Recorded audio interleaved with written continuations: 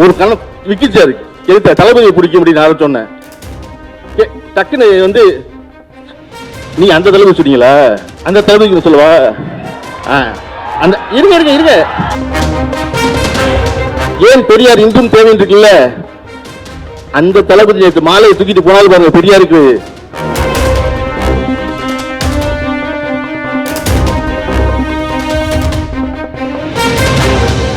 பெரியாரை கண்டால் நடுக்கம் ஏன் வருது?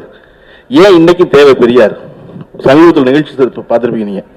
நம்முடைய ஒன்றிய நிதியமைச்சர் நிர்மலா சீதாராமன் அவர்கள் கோயம்புத்தூர்ல ஜிஎஸ்டி உடைய குறைகேட்பு கூட்டம், அந்த குறைகேட்பு கூட்டத்தில் நீங்க எல்லாம் பார்த்திருப்பீங்க இந்த வீடியோ இல்லையா?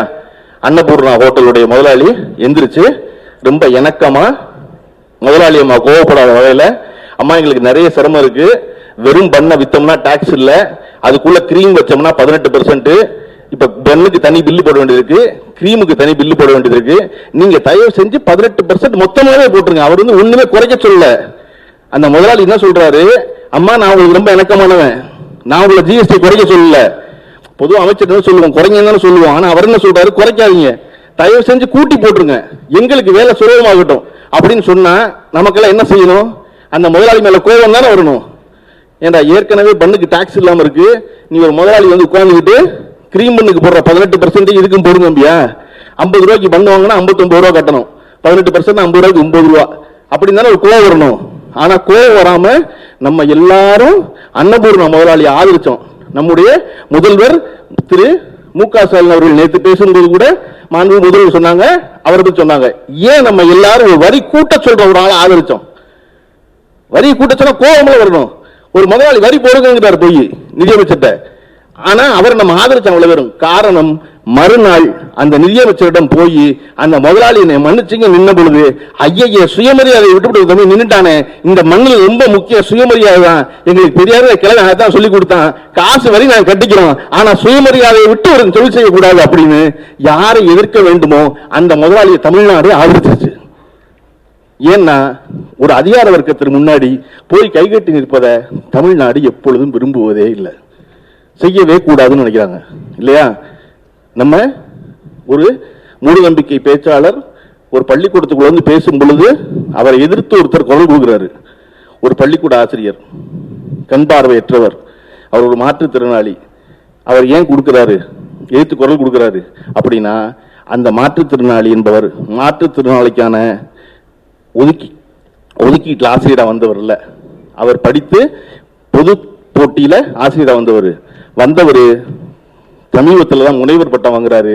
அந்த முனைவர் பட்டத்துக்கு அவர் தேர்ந்தெடுத்திருந்த தலைப்பு பகுத்தறிவுங்கிற தலைப்புல முனைவர் பட்டம் பெற்ற ஒருத்தரால் தான் ஒரு மூட நம்பிக்கை பேச்சு நடக்கும் போது அது எதிர்த்து குரல் கொடுக்க முடியும். அப்ப பெரியார் என்பவர் தொடர்ச்சியாக இங்கு தேவைப்பட்டுக் கொண்டே இருக்கிறார். அப்படிங்கிற அதோட முக்கியமான காரணம், பெரியார் என்பவர் சாமி கும்பிடாதுன்னு சொன்னவர் இல்ல. அதை நம்ம எல்லாரும் திரும்ப திரும்ப திரும்ப திரும்ப சொல்ல வேண்டிய முக்கியம் என்ன அப்படின்னா, இவர்கள் பெரியாரை வெறுமன ஒரு நாத்திகவாதியாக அடக்க பார்க்கிறார்கள். ஏன் தெரியுமா? பெரியார் பேசுற மிச்ச விஷயம் பூரா அவனுக்கு ரொம்ப உடன்பாடு இல்லாது. ஒரு கணம் விக்கிச்சாரு எதிர்த்த தளபதியை பிடிக்க முடியும் நான் சொன்னேன்.